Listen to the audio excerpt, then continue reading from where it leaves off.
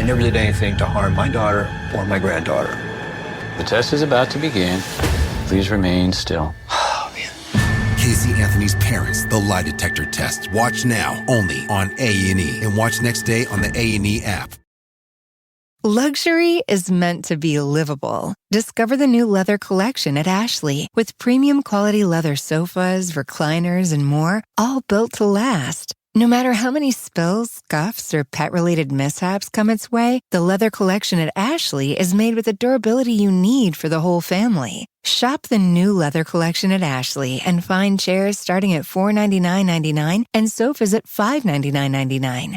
Ashley, for the love of home. You can support this podcast at patreon.com/partnersincrimemedia. Martha Stewart Wine Company takes the guesswork out of wine.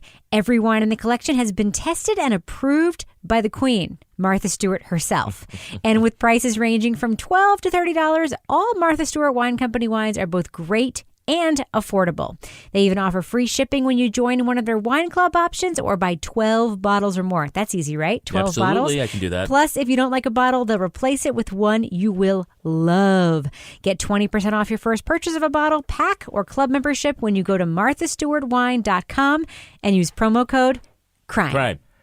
Dangerous Ground, My Friendship with a Serial Killer, is the story of a bond so disturbing as it is unlikely, an investigation that crosses every ethical, moral, and journalistic line imaginable. In this unprecedented and provocative crime memoir, award-winning journalist M. William Phelps unravels his destructive friendship developed over the course of 5 years, 7,000 pages of letters, and hundreds of conversations with the charmingly manipulative psychopath known as the Happy Face Killer. The result is one of the most radical looks into a serial killer's mind in modern-day history.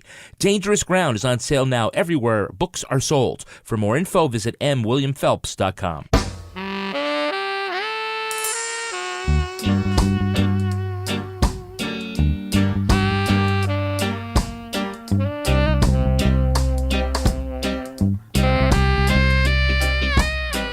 I'm Rebecca Lavoie, and this is Crime Writers On, the podcast about other podcasts and also about true crime, pop culture, journalism. And this week, we'll take about 20 minutes to talk about 7 Seconds, the latest limited series from Netflix. The drama explores a police cover-up of a hit-and-run accident and the fallout of the people and community affected by it. We'll also talk a little bit more about what if OJ did it, and a whole bunch of other stuff. Joining me to dive into all of that is my true crime co-author, real-life husband, and my favorite snowy day home office mate, Kevin Flynn. Hello, Kevin. Hi, Rebecca. It's so good to be here. What is so funny? I don't know. You sounded like Mr. Rogers. You sounded like we just had a marital fight and now we have to do a podcast. Yeah. That's about it. Also with us is journalist, true crime author, licensed private investigator, former defense investigator, and local election expert, Laura Bricker. Hello, Laura. That's me. I went out twice in the epic blizzard yesterday to get live on the spot results at our local polls. So. Your election coverage of the Exeter town meeting election day on Twitter was really on point, Laura. I'm very impressed. Thank you. Thank you. It was very exciting. And I almost crashed on the way back. So it was definitely an adventure. I will say, as an aside, Laura, in her very, very, very hyper local coverage of her very, very hyper local election, took a couple of photographs that she posted on social media that were so great. You stole them. No, I purchased them. Oh. Yes. At my news outlet. I saw them and I was like, can I use these? And she sent them to me and I was like, wait a minute. We need to buy these. Laura needs to actually be like a contractor covering this for us. We have a budget for this. And I had to laugh. I just have to, as an aside, one of the pictures I sent you was this poor guy who was running for office who was shoveling the walkway so people could get in. Yes. And unfortunately, he's the nicest guy. And then he lost. And Rebecca said she felt so bad that he lost after he shoveled the walkway. And he didn't lose. He got plastered. Poor guy. So here the people send your mediocre photos to Rebecca Lavoie so she can purchase them. Exactly. And finally with us, the acclaimed novelist behind the City Trilogy and podcasting's greatest skeptical foil, Toby Ball. Hello, Toby. Dobroho Dnia. I think that's a good which thing. I'm sure I massacred. But what that's is that? Ukrainian for good day. Thank you to Anne from Kiev, who sent me that through Facebook. Hey, Anne. Told me to give it a shot. Hey, Anne from Kiev, how are you? Hey, So sorry. I apologize to all Ukrainians for how I just butchered their language. No, that's great. We love that because you know what? I was able to find out through our the back end stuff that we do that our podcast is listened in 134 countries. Really? Yeah. By how many people in those 100? Well, there's a couple of ones, like in the very small. Yeah. Those are bots. Hate to break it to you. Oh, come on now. I want to believe that somebody... No, they're Russians, Rebecca. They're not bots. We do have a couple of Russian hits there, but... Yeah. Those aren't real people. Oh, that's too bad. I was going to say, it's like more than the Parade of Nations. Yeah, sorry. Do we have the oiled... But apparently Anne really is in Kiev. Does that oiled man from the Republic of, Tonga, listen to our podcast? That's Toby Ball right there. Ladies. Well, one piece of Please podcast stop. business. I just want to say next week on the program, we are going to be discussing a podcast that a lot of listeners have been talking about and that we've been seeing climb the iTunes charts. The second season of Missing and Murdered, Finding Cleo. That is going to be our review discussion for next week, but we're going to be talking about a whole lot more too. So, but if you want to catch up on that true crime podcast, that's what we'll be talking about. So I feel like we should play a sound effect right here. So I don't know what it's going to be, but I'm just going to drop one in post-production. Kevin, can you point so I can do that? We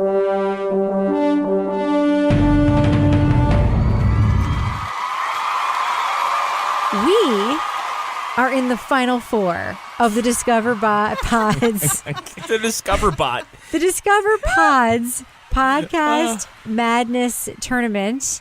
We not only beat, but washed the floor with S-Town, the greatest podcast produced in the last 3 years. Toby, did you see the results?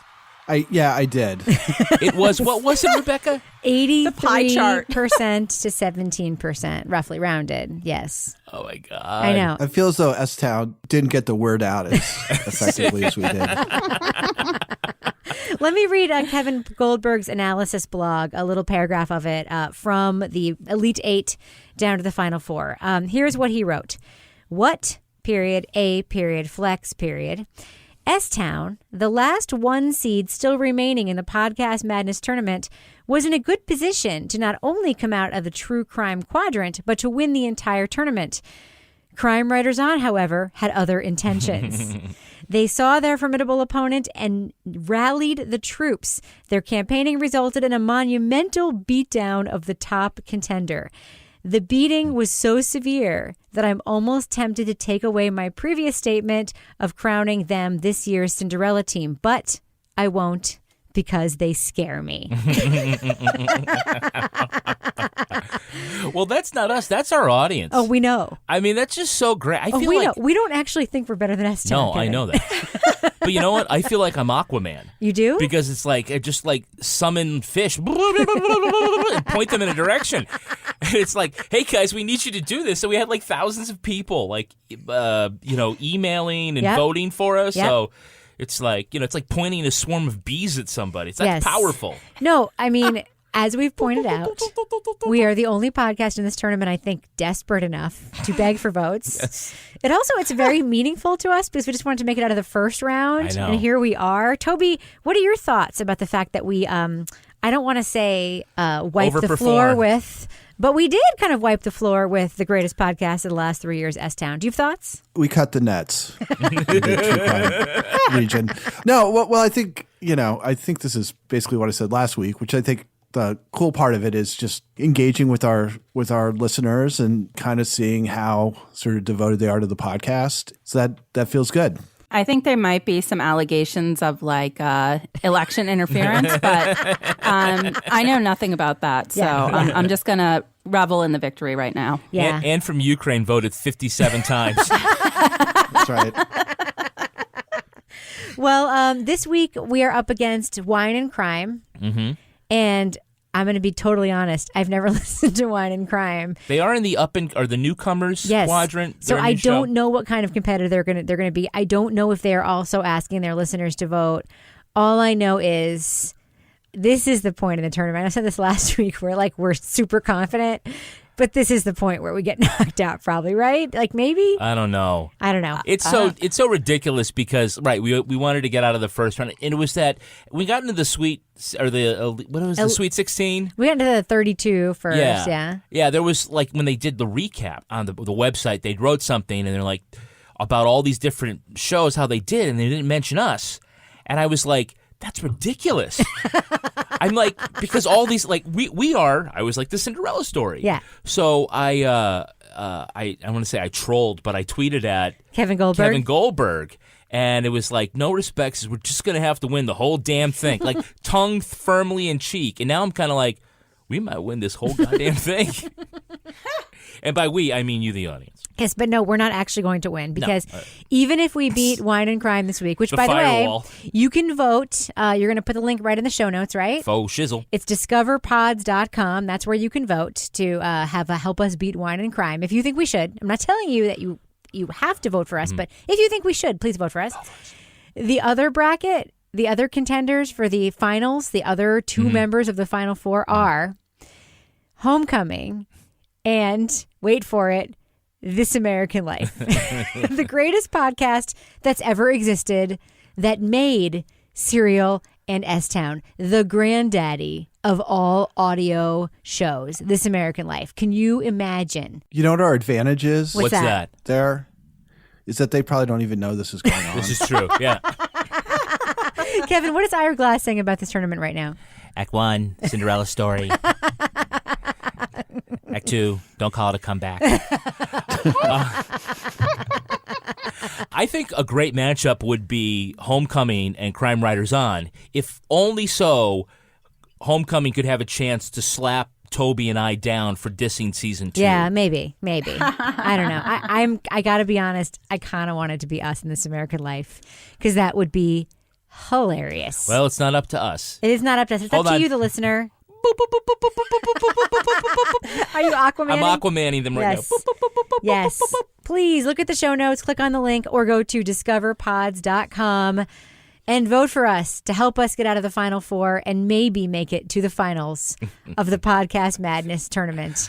Moving on. Kevin, can you please read this for me? That one, okay. What we learned in our continuing series, What We Learned. What I learned this week was that adult film star Stormy Daniels, who is currently embroiled in a legal battle with President Trump over making details public of their alleged affair, has another talent besides legal battles and adult films.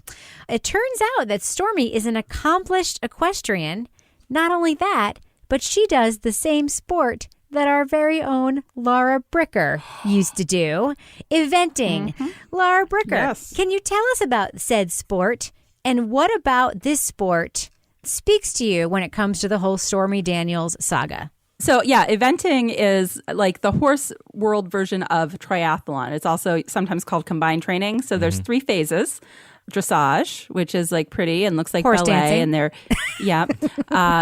cross country jumping, which is where we saw some videos of Stormy this week, which is pretty badass. You're galloping cross country over very solid jumps that if you hit, they are not going to move. So it would not be good to hit them. You're not going to knock down a rail. They are not going to knock down a rail, but then after galloping cross country over those very sturdy jumps, they have to then come back and do show jumping in a ring with the pretty little painted jumps to show that after that they can still be well-mannered enough and careful enough to not knock those over. So in the horse world, this is definitely a sport that I think of as kind of a badass sport because the cross-country jumping, you have to have some balls to do that, to be honest. If you look at the upper level photos, if you guys ever see videos or the pictures of the horses jumping these big giant logs or jumping into the, water jumps, they have what sometimes looks like white froth on their legs. Mm-hmm. Does anyone know what that is? Stormy Daniels? No. It is not. It's actually like grease. So if they hit a jump, they'll slide so they won't get stuck on it. Right. This is eventing is a super the cross country jumping is super dangerous. Isn't that how Christopher Reeve became paralyzed? Yes. Was through yes, cross and country I jumping? have a story about that. So when I was in college, I was working at a farm that did eventing, and they had competitions, and they were getting ready to put on a competition, and he was supposed to come to that event, and I was like all excited to meet Superman. At the last minute, he switched to go to the event where he actually ended up getting hurt and wow. getting paralyzed. Wow. So my boss had like Christopher Reeve's check, and she was like, oh, this kind of, it was a little bit eerie at that point. Yeah, Stormy's pretty badass. Her husband also competes in the sport of eventing. Yeah. Oh. And she actually rides as Stormy Crane, which is Crane is the last name of her husband. Stormy, of course, is her stage first name. She doesn't want to be recognized as a porn star? Well, it's really funny because the rider with the giant boobs? It's really funny because she has her porn star stage name and then her riding stage name, which is basically just her porn star name with her married name after it, which is really interesting to me. But when I first saw this footage, and I actually first saw it from a reporter friend of mine at NPR who's a horse person, who said that she has a lot of friends who ride at the barn where Stormy Daniels rides, and everyone there like loves her. Like she's just a well-known like horse person, and like this whole story is just swirling around them. And as a very, very amateur horse person myself, I rode like for 3 years, Kevin, and I did a little bit of dressage. I rode with some people who jumped, and I'll tell you, the personality that comes with that sport, you cannot underestimate, excuse my language, how much those people do not give a fuck. I mean, to get a 1,200-pound animal to jump over a thing and just when you're, especially in the cross-country thing, like deciding like you have to do it or you will die, it says something about the person's mettle, I think. So I think it's a little known fact that as this news story develops, we should pay attention to. And Laura, I'm glad to hear that you have the same kind of mettle. You do, don't you? I do. Although I will say I don't do this anymore because as you get older, you don't bounce like you once did. So no. All right. Moving on. Kevin, can you please read this for me? True, not crime. Update. Well, huge story this week in New Hampshire and nationally, but it's a New Hampshire-based story about something we talked about on the podcast a few weeks ago. Jane Doe can still be Jane Doe. A New Hampshire judge has ruled that the New Hampshire woman who accidentally signed her $500+ million Powerball ticket can skirt precedent and stay anonymous, despite the state lotteries having been founded on transparency. Kevin, reaction to that ruling? Kind of surprised, only because the law that Jane Doe's attorneys are citing, right to know, is not a right to privacy act. Yeah. It's a disclosure act. So I don't know. I guess the lottery says they're going to follow the direction of the Attorney General's office, who's their lawyer. Right. So I don't know if there's an appeal or whatever. I'm surprised. Kevin, just to remind our listeners who may have missed our conversation about that a few weeks ago, can you just recap very quickly why transparency in the lottery in New Hampshire is so important? Well, it has been sort of the hallmark since the government got involved in lotteries, because before that it was a very underworld type of thing, numbers games and whatnot. And so one of the ways they were to ensure public trust in the results and that the things weren't fixed like they were with the mob was to have complete transparency about who the winners were and whatnot. So you knew it didn't go to somebody's cousin, right? Right. So and you can skirt that by setting up a trust and transferring the ticket in, but she just didn't do that this time. Yeah, with the trust laws as they were, you didn't have, if you were part of a trust, the trust doesn't have to disclose who. Right, you can form a trust are. and sign your ticket into the trust. Yeah, so is that a loophole? I guess it is a loophole. But she didn't do that, right. And so I don't know. She wanted to get a do-over, which I'm kind of wondering if I'd won $500, could I go to a judge and do that? As opposed to I won $500 million. Well, I will say that anybody who... what Toby says, it's all about money in the justice system. Anybody who thinks that there's no problem with privacy in the lottery, just Google lottery scandals, United States, and you will see recent news about people cheating the lotteries in their states, who work for the lottery, who work for stores that sell lottery tickets, and you might understand why it is that we think that transparency in the lottery is important. But one of the things that's interesting to me about this story, Kevin, is when we've been posting stories about this in the news site where I work, and we get a ton of comments, and the comments are things like, good for her, she deserves her privacy, and oh well, one day when I win, I know I'd want to be private. Like, people think it's actually going to happen to them too. But it's sort of the magic of lottery thinking, right? Yeah, I guess, right. I'm for her because I could be next. Exactly. All right. Well, Kevin, can you please read this one for me? Sure. Off topic, Hollywood update.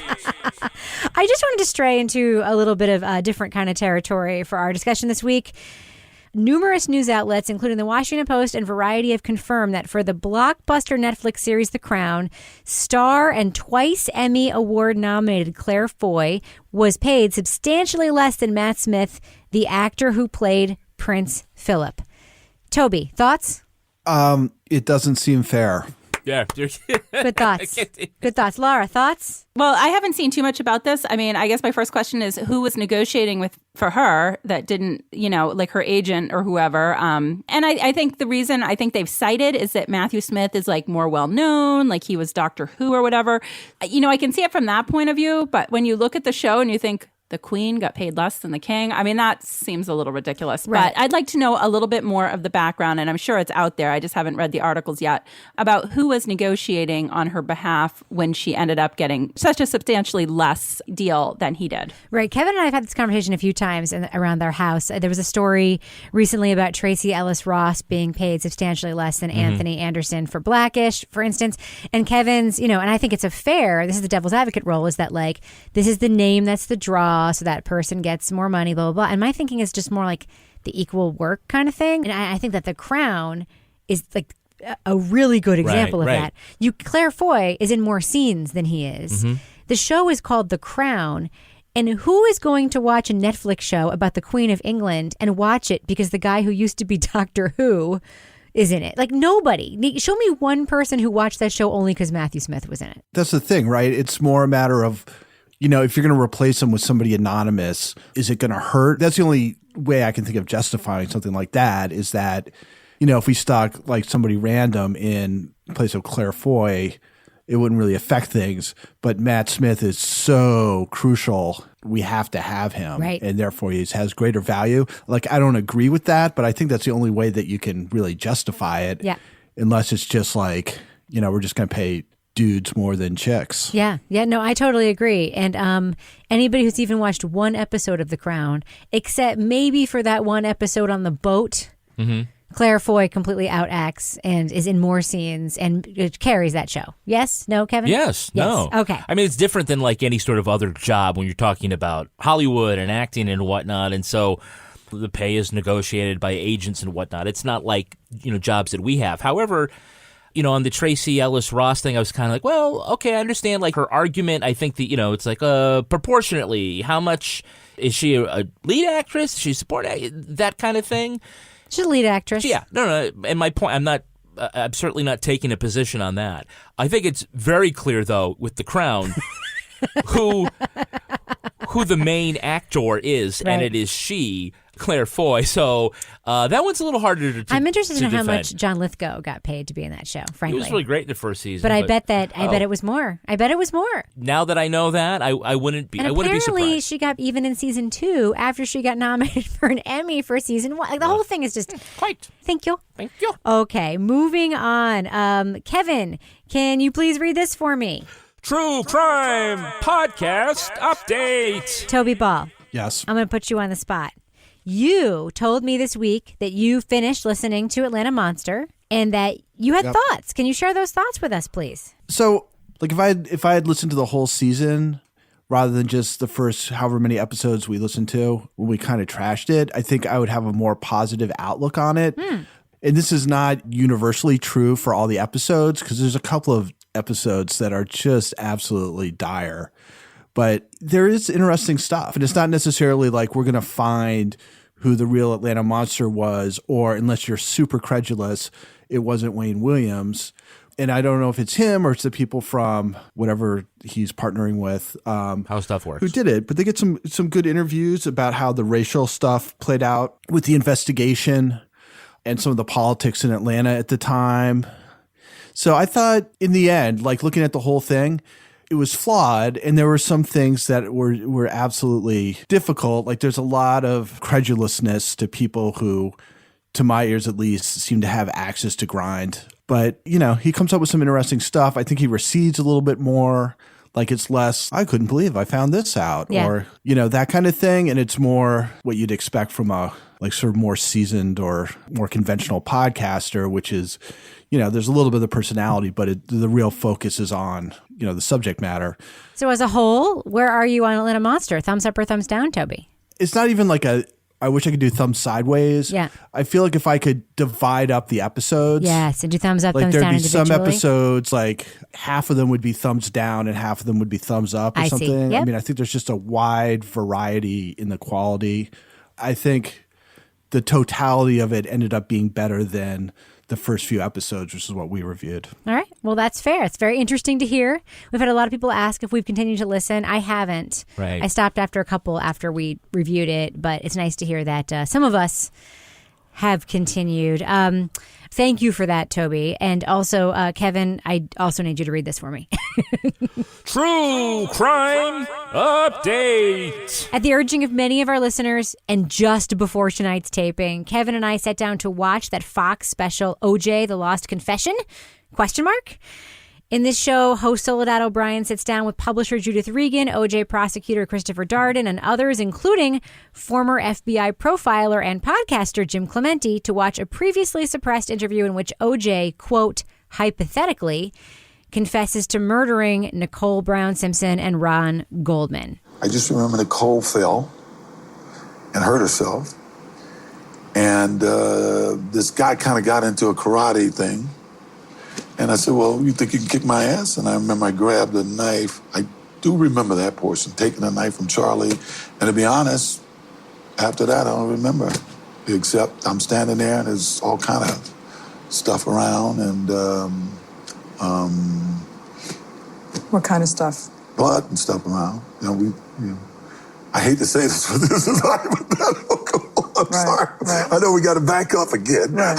It's okay. So, Kevin. Yeah. Thoughts? It was really interesting. Of course, we knew that this was around, but hadn't had a chance to see it. The setup was such, instead of it just being all of sort of the raw tape from the original interview, it was sandwiched around this analysis and panel. This panel that gave each of the different segments some context. Yeah.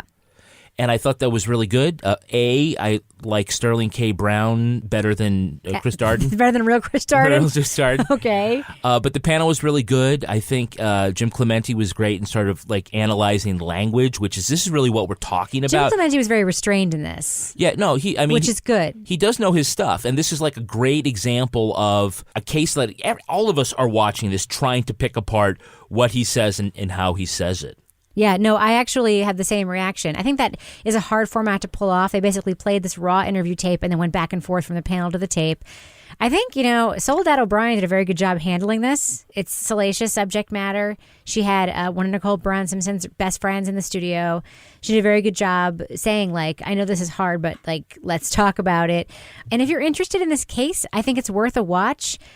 And he, in my opinion, 100% confesses to this murder in this interview. Do you agree? Oh, I think so. I think so. And one of the interesting points, Laura, is that in the beginning, we all are waiting for the midpoint so he can talk about the murders.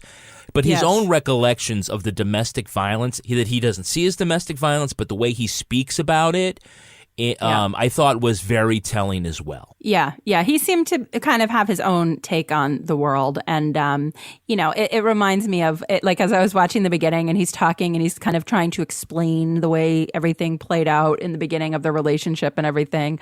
It's like back when I was doing defense work and somebody would give you their version of why they got arrested. And you're like, okay, I know that makes sense in your mind. I know it's not true, but he kind of had his own thing going on there. Yeah, and in his hypothetical murder story, Kevin, he makes up a character called Charlie. Makes up, maybe who he was there with yeah, him Charlie. At the time of the hypothetical murder, and Charlie is so clearly just O.J. Simpson in this hypothetical situation. It's so strange. It's so strange. Anyway, if this is a case, I'll say to our listeners, if you're interested in this case, they show the thing that Judith Regan, the publisher, this was a suppressed interview that she conducted with him around the publication of his book that didn't get published, but then later the rights were acquired by the Goldman family. Right. So they forget to mention in this. Which they don't mention, but the Goldman family actually did acquire the rights and the book was published in a deal, and then they ended up getting money and donating it to all the legal stuff and the kids and all that stuff. Anyway, he is talking with Judith Regan, the publisher, and she's on this show in retrospect talking about that interview. Yeah. So she provides some context as to what she was thinking when she was sitting there just nodding as he was saying all these crazy things, which is interesting.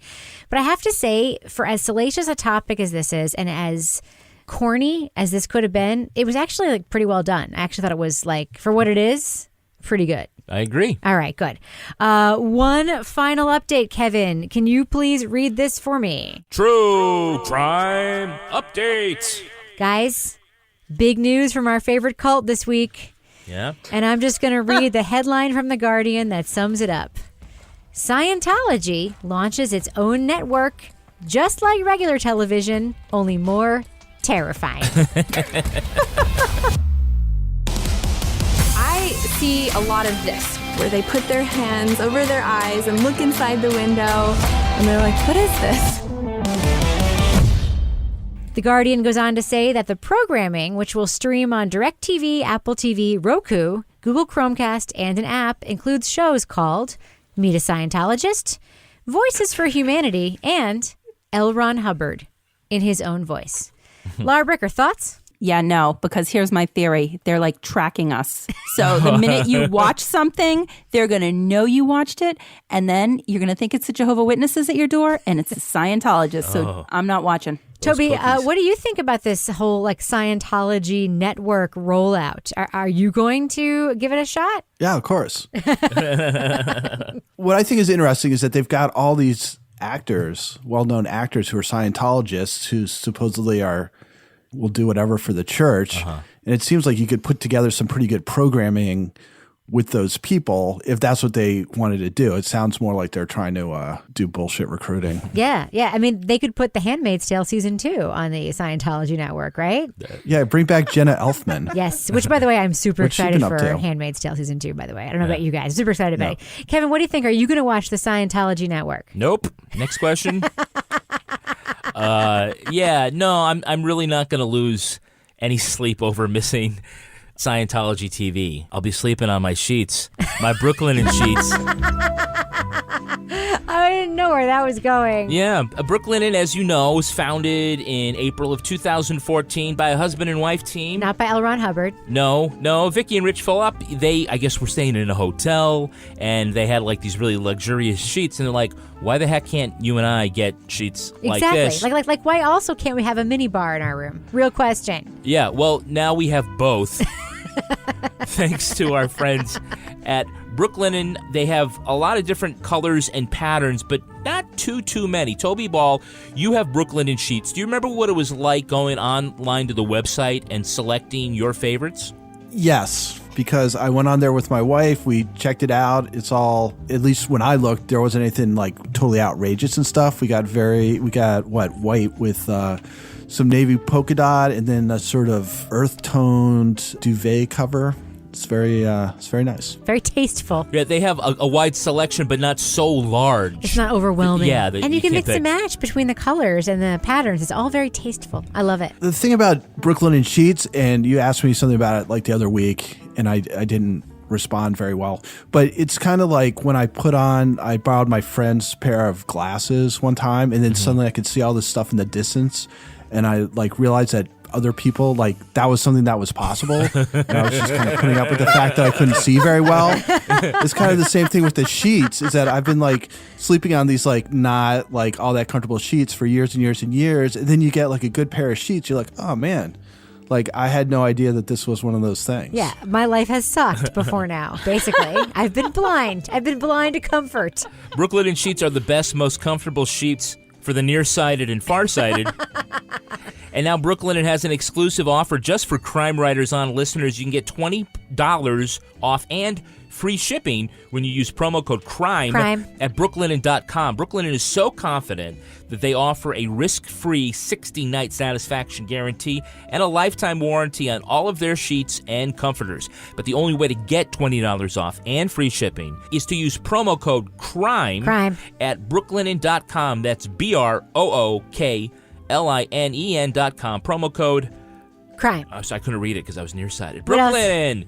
These are the best sheets ever. What else you got, Kevin? Well, when you do get up, you want to be refreshed to get started on a great day. You want to get a good breakfast, or maybe later on lunch, maybe a little snack afterwards. Is this going where I think it's going? I think so. It's a great time to have Daily Harvest. Yay! I love Daily Harvest. Yeah, if you don't know, Daily Harvest we know. Oh, you know? You just pull Daily Harvest out of the freezer, you put in some water or some coconut almond milk. And or regular milk. You can heat, blend it. You get smoothies, soups, breakfast bowls, sundaes that are plant-based, filled with frozen superfood. It's fantastic. Those smoothies only take about 30 seconds. Soups are ready in 5 minutes, and they're fantastic. Rebecca, tell me about the last time you noshed on some Daily Harvest. Well, as you know, I'm addicted to the cacao avocado smoothie. Mm-hmm. I have become so Daily Harvest attuned that I've started seeing, like, when celebrities are carrying around Daily Harvest things in magazines and on TV. We saw something on TV. You're like, we did it. Don't quote it. I won't. All right. But I may have recently seen a big pop star who's on a new pop TV singing show sipping from a Daily Harvest. I was like, that's Daily Harvest. I feel like I know the brand very well. I love the smoothies very much. They're very filling. They're very healthy. And they make me feel good about myself. So go to daily-harvest.com and enter promo code CRIME to get 3 items free in your first box. Good deal. That's promo code CRIME for 3 free Daily Harvest cups at daily-harvest.com. Daily-harvest.com. Moving on. Netflix cannot stop turning out gripping crime dramas. This week, we're talking about 7 Seconds. A black teenager was left out in the cold to die. No one cares about Brenton Bowman. His life does not factor into the equation of this city.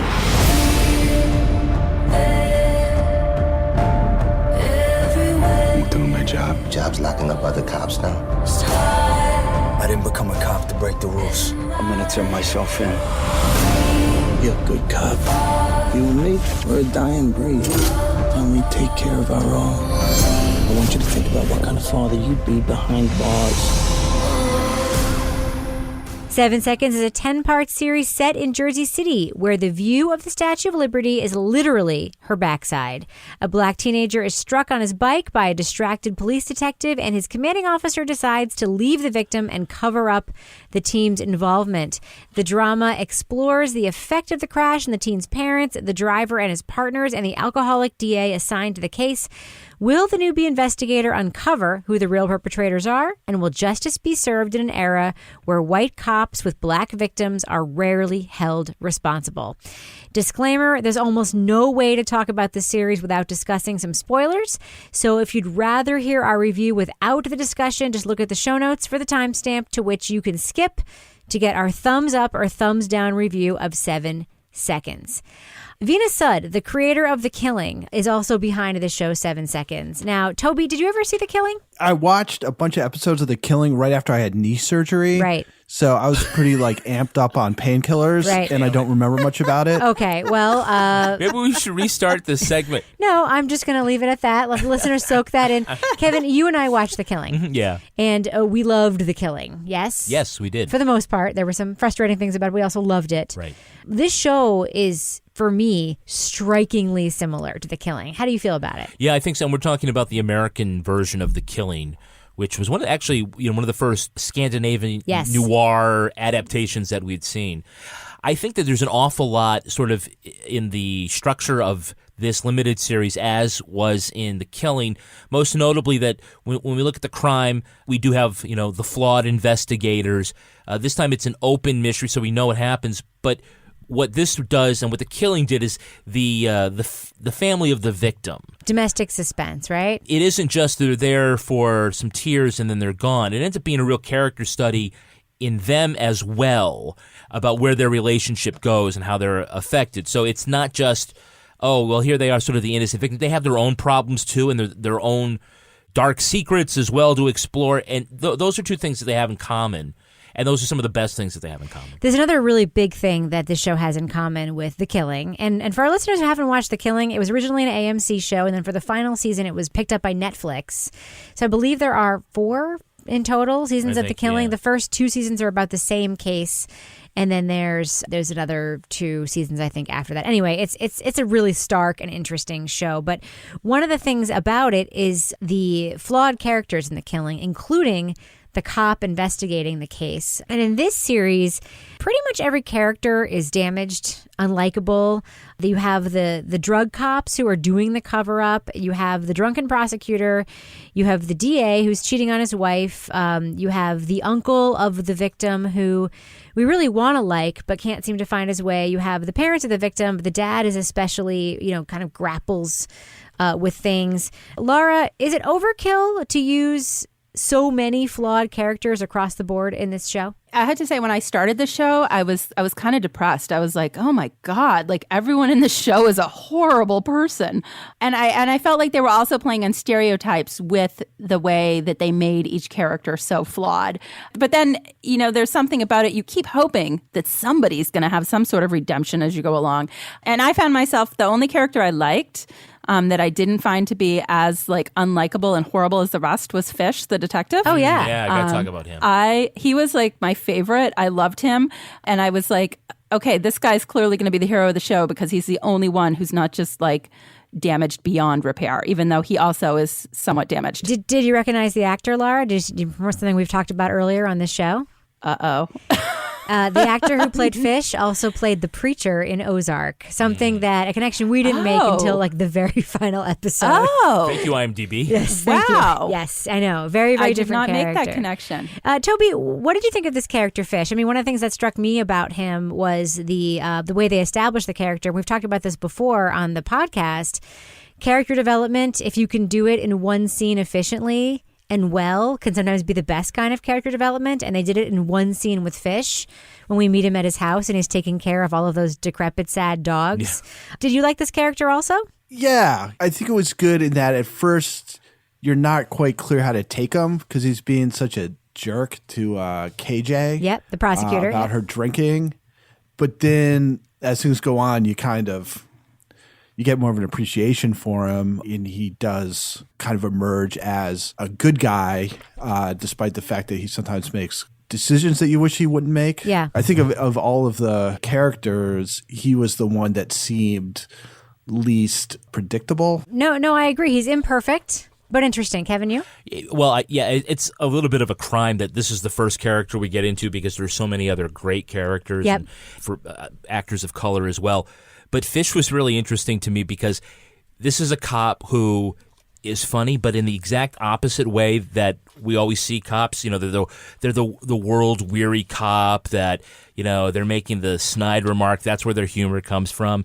This is a guy who's just has like a bright personality, a funny personality. We don't associate that with cops, and there's a lot of cops that I know. It's like he just reminded me of them, and we don't ever see that, And he was cracking jokes and whatnot, but he was just being like the same kind of guy that you would have around the office, and that was really interesting to put him in that shot, and that made him the bright spot with all this darkness. Yep. And so you need that light so that dark can be dark. Yes. And so that, that's kind of what he brought to it. But I really liked Fish. No, I did too. And I think that even the backstory, we see a glimpse of his story where he's like fighting for custody of his kid and then kind of realizes in the course of the show that like he's fighting for something the kid doesn't want. Yeah. And he's just like, okay. Like that's the moment where you expect this other thing to happen. He is the most, probably of all the stereotypes we see in this show, he's the one who bucks the stereotypes the most. I will say at the beginning of this show, and we'll get in a second to where the storyline goes with the Butlers, the family of the victims. But I just want to start where the show starts for a minute, because for me, one of the things that I commented to you about, Kevin, after the first episode of this show, the show opens, we know there's a victim, we don't know who it is, and then we cut to the shot of Regina King playing Mrs. Butler. She's a school teacher, and then we see her driving a kid home from school. We see her going to church and singing in the choir, and then we see her going over to the house she just bought in Jersey City. And it really struck me how rarely we see middle-class Black families on TV. Not the upwardly mobile Blackish Black family, not the street kids you see in all of the crime shows that we watch, but just regular people of color living regular middle class lives, and how rarely that's portrayed on TV. And you have this great example of it. And then, of course, they end up being the family of the victim, and we get this protracted grief storyline, which to me sort of undercuts the thing the show was doing there, which was made it so special initially. I don't know. For me, the grief storyline in particular, was protracted. It was. Toby, what do you think? I know that you had thoughts about that grief storyline as well. Yeah, I mean, it's kind of like grief porn, right? I mean, you're just watching these people in this sort of exaggerated. Not that they wouldn't feel great grief, but the way that it manifests, like it just goes on forever. And for me, at least, it didn't seem like things were evolving a whole lot. And then there's also things like the guy, the father, like taking a baseball bat to his kid's bedroom. Yep. I think there's this sort of stylized film way that you're supposed to grieve.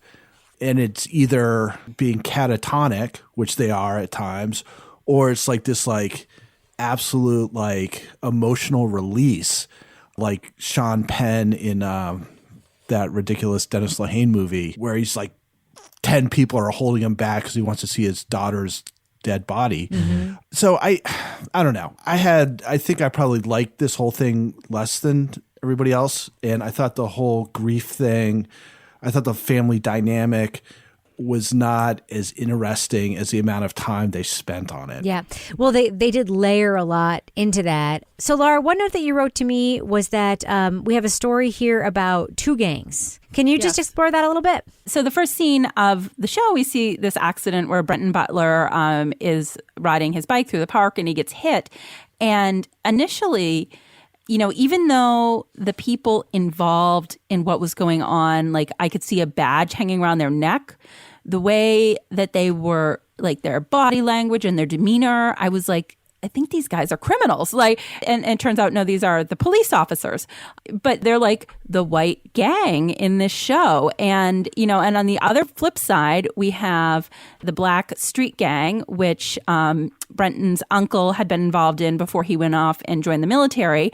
And, you know, what sort of struck me about both of them is that there's sort of like parallels between both of them in terms of like this code that they're following and this loyalty that they have to, you know, their leader. In one case, it's the police officer is D'Angelo. On the other side, it's the gang leader who's in the wheelchair.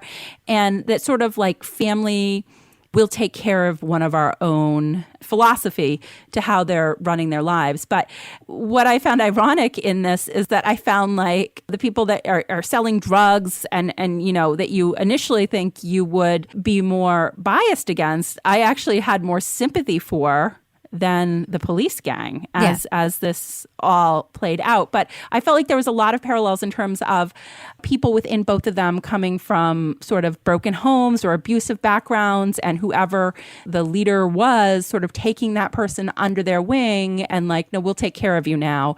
You know, in the case of the police officer, it was Jablonski, who was the officer driving the car. As the series plays out, we find out he had a very abusive childhood. And so it's sort of like when we listen to Crime Town and we listen to how the boys kind of got pulled into the mob. It's the same sort of mentality. Yeah, I think that's a good observation. The police mob connection is very thin here. I mean, we have even the wives of the cops, they very much mirror like the wives in The Sopranos. They all sit around, talk amongst themselves, look in the mirror, put on their makeup, talk about being a cop's wife. The same conversations we see in shows like The Sopranos about being a mobster's wife. And there was a lot of sort of like mafia symbolism, a lot of American crime symbolism. Kevin, can you talk about some of like the blatant overt symbols that they had in this show? I saw really like three major symbols that kept coming up. One was a dirty car. I mean, everybody's car. I mean, it's winter in the Northeast, and if you drive around, yes, your car gets covered with salt. Everybody's car was dirty, filthy, and it wasn't until sort of the spring, of course, that it's clean. But I think it was on purpose. I think it demonstrated that everybody was soiled, each in their own way, and it was a reminder of that. You know, there's a lot about father figures or parental figure. There was all these sort of dynamics between, you know, Jablonski and his father, and then D'Angelo, you know, taking up Jablonski and sort of like that paternal thing he's putting on them. We'll just say real quick, D'Angelo, flawed character in terms of how it was written. Mm-hmm. Fucking scary performance, right? That guy was scary. Yes. Scared the crap out of me every time he was on the screen. Even though so realistic. He actually, so realistic. But he actually did very little that was scary himself until the very end. Like he actually did. Just sort of this menacing his presence, right? Yeah. Was like so frightening. Yeah. Well, there's definitely a lot sort of, you know, again with fathers and sons, where Brenton, you know, his father, I think it's Isaiah is the father's name. Yep.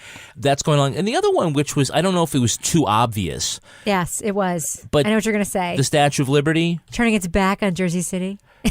And the people in well, the yeah, story. I mean, as sort of like that, it's a view of that, but also, look, every time they do these cutaways, like This in the is early America. on, no, but this is America, right? This is America. But you'll notice in the first couple of episodes, the cutaway is again New Jersey side. You don't ever see the front of the Statue of Liberty. Right. At the end, they finally do a cut around where you see the front of the Statue of Liberty. Yeah. And I think it's supposed to imply like, okay, America, but of course, Well, the when we get to the end, every time you see the Statue of Liberty in anything, you're supposed to be reminded this is America. That's what that symbol means. And then every time that it's the back, it's like America has turned her back on us. I mean, it's a pretty ham-fisted symbol. I think, but it's obvious that you have to put it in. Toby, do you agree? I heard you take your microphone off mute there for a second. Yeah. Don't they even say it at one point? Doesn't somebody make some comment about? Yeah, it kind of comes up. And it comes up in the trial for sure. But let's just talk about like the crime in the story, right? Because one of the things that's interesting to me about 7 Seconds is the structure of it. It climaxes and kind of has like an end of sorts right in the middle of the series. As you mentioned, Kevin, it's an open mystery. We know who did it. And there are a lot of like moving parts and pieces. And for the first like 5 episodes, we're watching these pieces come together. And then the cops figure it out. I mean, the good cops figure it out, and the DA, and the mom figures it out at the same time through the magic of television timing. And there's the arrest. And boom, that's where most shows would end, right? Right. And then we get like, 5 episodes of denouement, of like after effect? Like 2 after the arrest, yeah. I think it was more than, it felt like more than that. Did not feel like more than that. Maybe to you. So before we get to that climax of the arrest, there is this, investigation, and this it's like really constructed, and they use a lot of like TV tropes here and investigative magic that we see in TV shows. Toby, what do you think about the premise and how the investigation unfolds in 7 Seconds? I think the premise itself, I had some trouble with. Like, I think it's dangerous to say I wish it had been done a different way, and therefore I'm going to say I don't like it. But I do think, sort of based on what this show seems to want to be commenting about, the idea that a cop would accidentally hit and, as you find out, just injure at the time a black kid, that this would somehow be something that was going to ruin his career to the point where they had to cover it up and go to all these great lengths. It seems a little ridiculous, quite honestly. Can you just explain why that seems ridiculous? It seems ridiculous because it seems that when police like intentionally kill black kids, there's not a whole lot of consequences. And the obvious thing to do would have been to try and save this kid and just be like, yeah, it was an accident. The kid came out of nowhere, didn't see him, and I hit him, and I'm sorry, and things would have just moved on. I think if they were trying to make this comment about, the way that particularly white police officers and their actions towards African American, particularly, young men, play out, like, why wouldn't they have these guys just brazen it out? Because that seems to be more accurate. Yeah, the cover-up seemed harder. To me, it would seem like it would be more frustrating for the family that this thing happened and these guys are just saying, yeah, we did it, no big deal, and I can't get justice for my kid, despite the fact that everybody knows what happened. It's just not acted upon. So, when you're starting from nothing and you want to make a certain point, and you can set up any scenario you want, like that scenario doesn't seem to me to get at the heart of what I assume they're trying to make a comment upon. I agree. So in the beginning, I'm thinking when they're covering it up because, it's like we're white cops. We ran over this black kid based on the climate of what's happening in the country. We're going to get fried for this. The takeaway after I watched and I saw the conclusion is like, yeah, they say that, but I honestly feel like it was more like they were like covering their own asses because they had all the little side gigs going and they were making a pretty good living, even though they were cops because of what they were involved with. And I think the actual sort of tragedy of race in the story comes into play when the case plays out in the court. And you not only realize that the jurors value this boy's life less than they would if he was a white boy, but you also realize that your perceptions about some of the police officers that were involved were not even accurate when you find out what really happened at the end. And I also think that the title, yes, the case unfolds within 7 seconds, but I think that the 7 seconds also relates to a big reveal that happens at the end, what actually happened after the accident. Right. And I think that that's where the 7 seconds... 7 seconds was how long it took for someone to make the right call or the wrong call. Kevin? Yes. Their points are right. I think, though, in the context of this series, the kid that was on the bike could have been named MacGuffin because the accident is just the starting point to get all of this drama going. Yeah, maybe the better idea, you might say if you're a white cop, is to just like go for it. But I much prefer as a storyline the way it went because I thought, it's a more unexpected story that way. Yeah, I do think, actually, I think he was more than a MacGuffin because I think that, and here's my quibble with 7 seconds. The structure of it felt strange to me. There is this big reveal about Brenton that happens in the second half of the series that isn't hinted at all in the first half of the series. It's not it came out of nowhere. It's not hinted at. It's not like, there's all this speculation about whether or not he's in a gang. And what we actually find out is happening, like, there's nothing that when we find that out, we say, oh, that makes sense, right? Right. Yeah. In the same way, like that 7 seconds reveal at the very end is really good, I think. I mean, to me, that's like, that's good because we had a hint at the beginning that we're not 100% sure what Jablonski did. And you can look back and realize, they never actually showed us what happened after the accident. But the reveal about Brenton, it kind of comes out of nowhere, but then we dwell on it for a couple episodes at the end, which is all good. I mean, the content is good. The family dynamics in the show, in the victim's family, the Butler family, to me, are very, very good and really supported by some incredible performances by those actors. As you know, I'm a huge Regina King fan. She crushes it in this show. The actor who plays the dad crushes it in the show. The stuff is good. What feels weird to me is the order of it. Like, it's very linear. And this is one of the only shows we've watched, I think, in a really long time that's like, it's so linear. It's almost linear to a fault, where this happens and then this happens and then this happens and this happens and then this happens. And there are weird climaxes, like the structure, like there's a climax in the middle and then there's like a whole gang thing that it's like, I don't know, Kevin, what did you think about the structure of the show?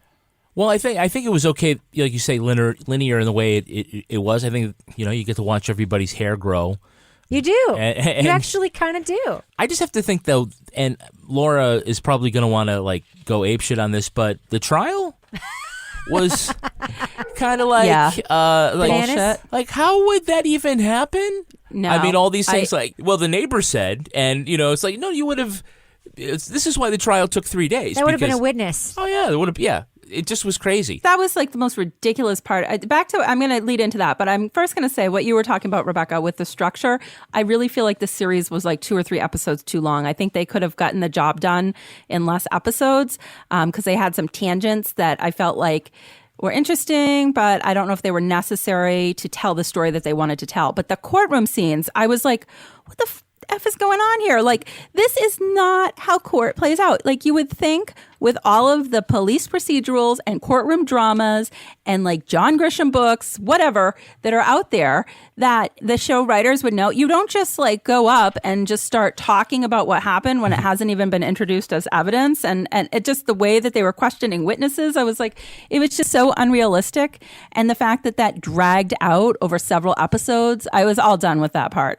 It was just infuriating because it was so inaccurate. I have a question. Suppose somebody says, okay, I'll take a deal. Would you then put them on the stand in front of a jury? Oh, yeah. To like, as part of the deal and like be surprised it all goes wrong? Like, when does that happen? The whole thing was ridiculous. The series was good up until the courtroom part. And then I was just like, what is this? No, this is just ridiculous. There was another thing that was totally unbelievable to me in this series that also didn't ring true was how, in the beginning, KJ is such a functioning alcoholic that she's drinking during the day, that she's shaking when she's not drinking. And then poof, just like that, she decides to get on the case, and she's not drinking, and she's not having like all these withdrawal symptoms, and she's like totally fine, except for a few little, falls off the wagon. I'm like, that was not realistic to me at all. Yeah. But can we talk about KJ just as a character for a second? Because I think this was, first of all, who makes a better sad face than her? The disappointed, you're disappointed in me face. I think that was a really great performance. All right, I understand. So many good performances in this show. Yeah, I mean, many good I get that maybe, she should be drunk. She shouldn't be drunk at this point. And, okay, her karaoke is bad. Well, that's part of it.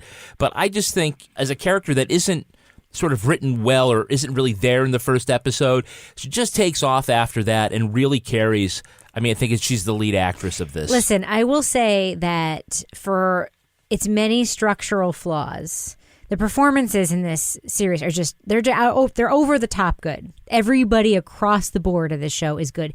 Even the characters that I hate, that I want to get off the screen immediately because they scare me, super, super good. Right.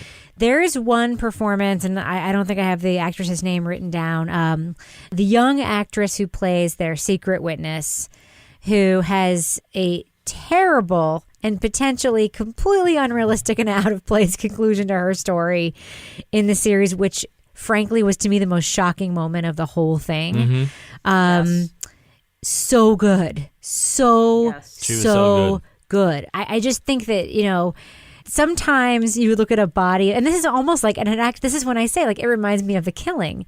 Because The Killing, I don't know, Kev, we never talked about it on this show. It was before we started this podcast, so we watched The Killing. It was so frustrating, the earlier seasons. Right. The whole thing was frustrating. But do you remember how good the people were who were in it? Right. But the story was, it made us want to shoot ourselves watching The Killing. And this is almost the same thing. Like, it's so frustrating. And like the decisions that the story writers made and the way they put it's so frustrating. But you kind of can't stop watching it because the people who are in it are so good. Yeah. I mean, I think that's what I sent you a text. I said, it's infuriating and addicting, and I can't stop watching it. But I'm so infuriated while I'm watching it. But yet, I'm still watching it. So yes, I agree. All right, well, I think we're at the part of the show where, without giving too many more details out about 7 Seconds, we should just probably tell our listeners whether or not we give it a thumbs up or thumbs down. Should they watch it or shouldn't they? Laura Bricker, I'm going to start with you. 7 Seconds on Netflix, thumbs up or thumbs down? What do you think? Thumbs up. Like I said, it was infuriating, but it was also a really good story to follow. It was something that as soon as the one episode stopped, I started watching the next episode. And I think I watched the first 5 episodes in one night because I just kept watching. So I would say go for it, except you're going to yell at the TV like I did when you get to the courtroom scenes. Toby, what do you think? Thumbs up or thumbs down for 7 Seconds on Netflix? It's tough because the acting is good. Like, it definitely, there's enough stuff going on that you want to continue watching. But on the other hand, it's just not that good, I don't think. You compare it to something like The Wire, whether you like it or not, it's kind of what you sort of judge things by. As a matter of fact, I kept having to remind myself it was Jersey City and not Baltimore. I'd give it a thumbs up in that, if you just want to watch something for 10 hours and be entertained, I think that's fine. In the end, I'm not really sure why it was made. I mean, it just seems like a lot of money and good acting and good directing and all this stuff. But then the end result is like something that I feel like I've seen 15 times before. So, Toby, so is that a thumbs up or a thumbs down for you? I guess I would just say, just because it's like a thumbs up is like, yeah, sure, feel free to go ahead and watch it. I'll give it a thumbs up. But it's not an enthusiastic. I don't think it's something that people are going to be talking about in 5 years. That's an interesting barometer you've been using lately. Are people going to be talking about it in 5 years? I like it. And, your comparison to The Wire is interesting to me because I actually, I saw a couple of articles that tried to make that comparison, but I was actually thinking more of The Night Of when I watched this, aside obviously from the comparisons to The Killing, the single story of one crime and ripple effects on family and then, the corruption in the justice system and the heroic lawyer, like a lot of parallels there.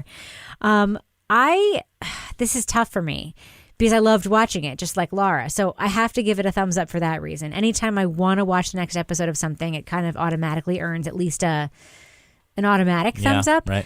My enthusiasm for the series dramatically waned after the climax of the series. and the denouement was very long.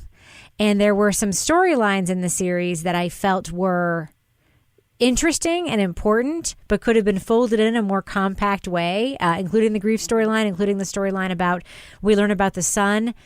But still, I got to give it a thumbs up. I enjoyed it. I enjoyed watching it. Kevin, you and I binged most of it in a Sunday. So how can I not give a thumbs up to that? And I love the performances. So thumbs up for me. What about you, Kevin? Okay, I'm going to do this a lot shorter. Thumbs up. Liked it a lot. Not going to pussyfoot about it. All right. I liked it. I thought it was flawed, but it really was gripping, and I think it says something about our moment in time. Yep. I really would like to take those characters and just clean them up a little bit, give them a nice shave with our razors from Harry's Razors. I didn't know where you're going with that. That's good. That's Harry's funny. is all about a great shave at a fair price. They've stripped out all the unnecessary features and unnecessary costs to deliver customers one perfect razor at an amazing price. Did we talk about our trip to Washington where we stayed in the hotel? And look, we just did this overnight to Washington. We flew, had to take a carry-on. That was it. So you can't put a razor in it.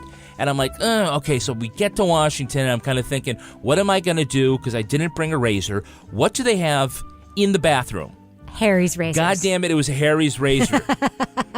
And I was like, you have got to be kidding me. You were so happy. I was so happy. Everybody is loving Harry's. Why not? You're going to love these blades when you use them. I know that I do. Over 3 million guys have switched to Harry's. Including my very handsome son, Henry Lavoie, switches to Harry's. He loves it. Yeah, he took that razor with him. You can get Harry's trial shave set for free when you sign up at harrys.com/crime. Just pay for shipping. You claim your free trial offer from Harry's today. That's a $13 value for free. When you sign up, just cover shipping. It includes an ergonomic razor handle, 5 precision engineered blades with a lubricating strip and trimmer blade, rich lathering shave gel, and the travel blade cover. So to get your free trial, go to harrys.com/crime right now. That's harrys.com/crime. What else you got, Kevin? Well, we have support today from that meal kit delivery service known as HelloFresh. HelloFresh. They deliver step-by-step recipes and pre-measured ingredients so you can just cook, eat, and enjoy. If you're very busy like Laura Bricker.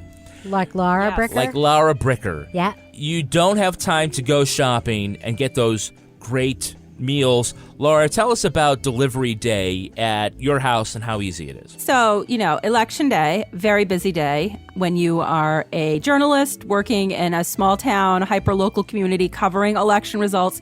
The tradition is like to go back to the boss. newsroom. Yes, and eat super unhealthy pizza or other junk food that people bring in to sustain you. But you know what?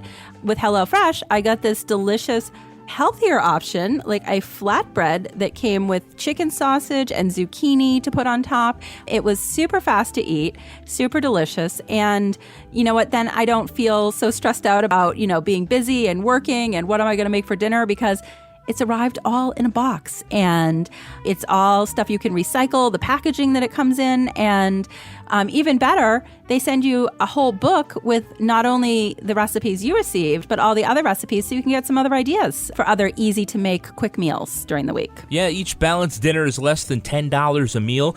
And there are 3 plans to choose from: the classic, the veggie, and the family. Plus, there are lots of one-pot recipes for seriously speedy cooking and minimal cleanup. So for $30 off your first week of HelloFresh, visit HelloFresh.com and enter code CRIME30. CRIME30. It's for $30 off. CRIME30. That's HelloFresh.com. Offer code CRIME30 for $30 off your first week of HelloFresh. Now it's time for my favorite part of this podcast, a little something I like to call the crime of the week. The third time was not the charm for Linda Tracy Gilman. The 70-year-old Utah woman was charged with trying to hire a hitman to kill her ex 3 times. Last December, police arrested Gilman for asking a tenant and then an employee to kill her ex-husband and his new wife. $5,000, now $100,000 when the deal was done. They say while behind bars, she tried to get a white supremacist inmate to do the deed as well. Prosecutors dismissed the charges on the first 2 attempts, but when they heard about the third, they took her in. So here's my question for you, panel. What other activities don't fall under the if at first you don't succeed, try again rule? What do you think, Laura Bricker? Well, in the spirit of the week we've had here, where we had a gigantic storm / blizzard, and we all got like 2 feet of snow for the most part, I'm going to go with a little story I heard about some local boys who decided to try to ski jump off the roof of their house and ended up in the ER. So I would say, first time, don't try it again. Roof, ski jump, not a good plan. What do you think, Toby Ball? What other activities don't fall under the at first you don't succeed, try again rule?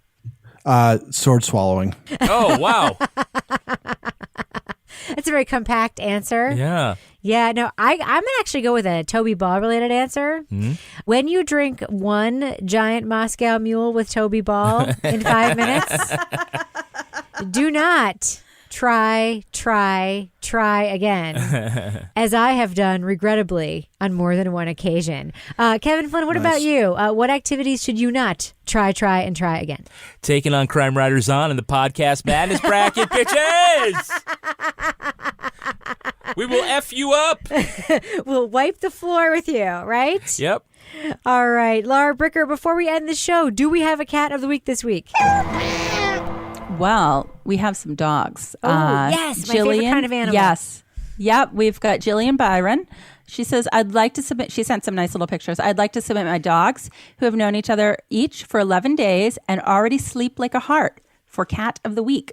Their ears stick up like cats' ears, and they sleep a lot, also like cats. They are very cute little dogs, and they're having a lovely little nap, much like my cats have been doing, ever since the snowstorm began.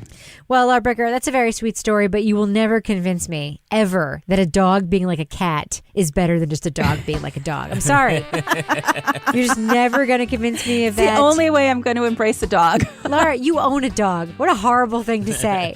Laura Bricker, if listeners want to reach out to you and also berate you about the superiority of dogs over cats, how can they find you online? At Laura Bricker. And Toby Ball, if listeners want to tweet to you, perhaps give you some tips to make that sword swallowing a little bit easier, how can they find you on Twitter? At Toby Ball NH. And Kevin Flynn, if our podcast challengers want to reach out to you and throw some shit talking your way, how can they find you on Twitter? I'm at Aquaman. And you can find me on Twitter and Instagram at Reb Lavoie. You can tweet to our show at Crime Writers On and join the fine folks on the official Crime Writers On Facebook discussion group, or just go to our regular old Facebook page. Subscribe now to get exclusive ad-free content from StitcherPremium.com/crime, and go to our website to sign up for our newsletter. If you love this show, tell a friend. More important, leave a review on iTunes. It makes a difference. Our theme song was performed by Rocksteady Freddy and the New York Ska Jazz Ensemble, and this show was recorded in the Yoga Loft above the Bodega in Bay St. Louis, Mississippi studio, formerly known as Studio C, and before that, the closet in our basement where no one yet has hypothetically confessed to a murder. On behalf of all the crime writers, thanks so much for listening. We will catch you later. Can I just say something before we start taping? Sure. Thank you guys for your graceful response to the out of context, erroneously forwarded email I sent you last week. It was one of those things. I was like, I'm pretty sure she sent this to me in error, but on the off chance that she didn't, I feel as though I ought to get back to her and say something supportive. I appreciate it. I really do. An investigation that crosses every ethical, moral, and journalistic line Wait, imaginable. are we talking about Atlanta Monster again? Shut up.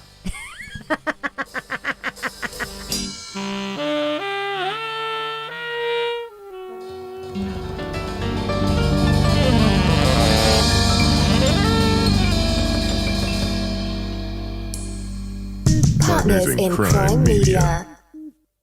Luxury is meant to be livable. Discover the new leather collection at Ashley with premium quality leather sofas, recliners, and more, all built to last. No matter how many spills, scuffs, or pet-related mishaps come its way, the leather collection at Ashley is made with the durability you need for the whole family. Shop the new leather collection at Ashley and find chairs starting at $499.99 and sofas at $599.99.